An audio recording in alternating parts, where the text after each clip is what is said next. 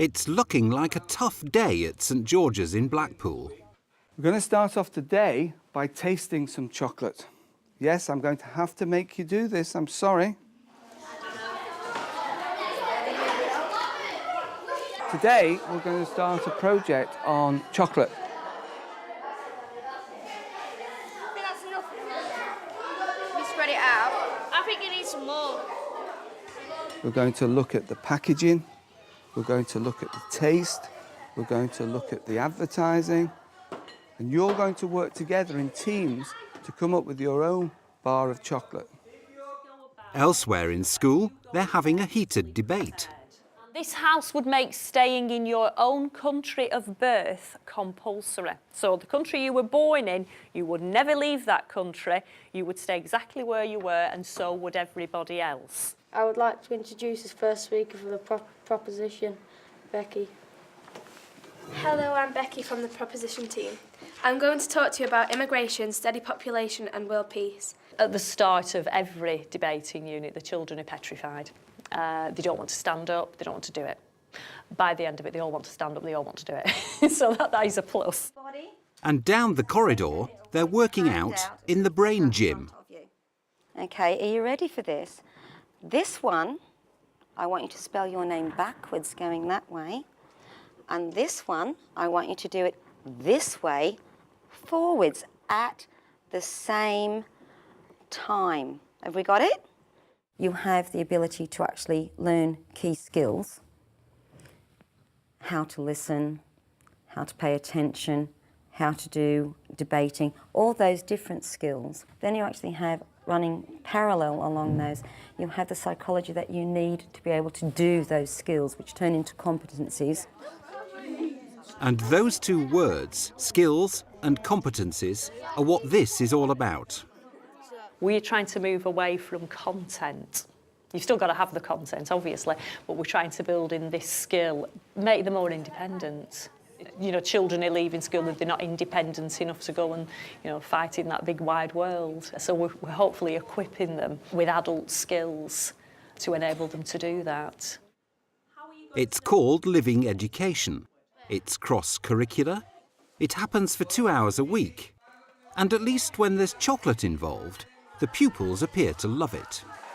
Because we have it twice a week and there's loads of different topics within it. It's not just like one topic that you do. You do loads of it's like different lessons all tied into one lesson. But this has been the funnest so far, making chocolate, because I like chocolate and it's been good learning how to cook and that. We had to think about what we could do to make our students learn better. We'd worked harder in the classroom, we'd put extra lessons in, we had Easter schools. It wasn't improving as much as we'd liked. So what we felt was we had to go back to basics, back to fundamentals, and start thinking about the kind of skills, the kind of competencies, the kind of behaviours that we needed in order to push the results up across the board. The Chocolate Challenge is part of an enterprise unit. Pupils are briefed to design, package and market a new chocolate bar. We're looking for students to be able to work as a team, so we're looking at cooperation, we're looking at planning, we're looking at delegation. We're also looking at their ability to evaluate. It's got nuts, it's got caramel, it's got a pattern on the bottom, and it tastes nice. So we're looking at them to be able to look at the product and be able to evaluate it, see whether it's met what they said they would meet. Bless you can do it. Get it like that. The caramel, messy. Messy. You should now have designed your chocolate bar. You should have researched all the different flavours you wanted. You should have gone on the internet and you should have researched other chocolate companies, all the things that are on the market at the moment, decided who your chocolate bar is for, and you should today have a good idea of what you're going to make. In the cookery room, they're preparing for the final stages of the Chocolate Challenge. Okay, all the skills we've talked about through the weeks about cooperation, working together, delegating tasks, helping each other, all right? We're going to be looking at we've looked at over the last few weeks and we'll look at today. Because if you all try to do the same job at the same time, you won't get everything done. We've actually done questionnaires with the students to have a measure of their response, and they've all been very positive. They particularly like the cooking. They like the fact that they get to make stuff and they can eat it. We've melted the chocolate. We've melted milk chocolate and white chocolate so far. Just because we're making this thing where it's got 2 different types of chocolate in it. We researched the different types of chocolate and like Cadbury's and that, the main ones. So, and we've looked at what like they use and how they make it. And so we've got green chocolate in there from Cadbury's, and we've got Asda chocolate. Yeah, we used the internet and we also used the computers and books. And we went onto the Cadbury's website and got ingredients and stuff you can use to make it. Right, well done. Well done indeed. Looks like we've got some fantastic chocolate designs here. I'm particularly looking forward, because of course I have to taste them all. I'm particularly looking forward to that marshmallow and chocolate one. That looks particularly... What's it called? Kachimo, the Kachimo bar. My group's done the Kachimo, and our slogan is think chocolate, think Kachimo. Basically, at the start we looked on the internet about Cadbury's and Galaxy, and we thought, why don't we put marshmallows in? And as we were cooking today, we thought that, why don't we try something new, and why don't we melt marshmallows and put it on the top, so it's like a sauce.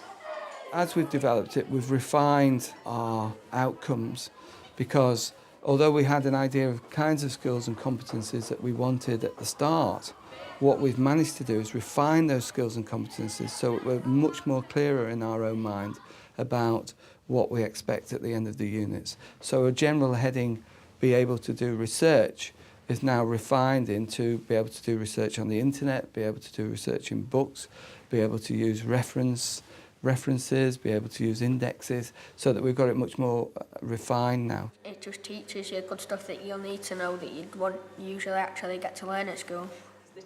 Year 8s are learning to debate. So this lesson we're looking at you knowing how to discuss relevant ideas.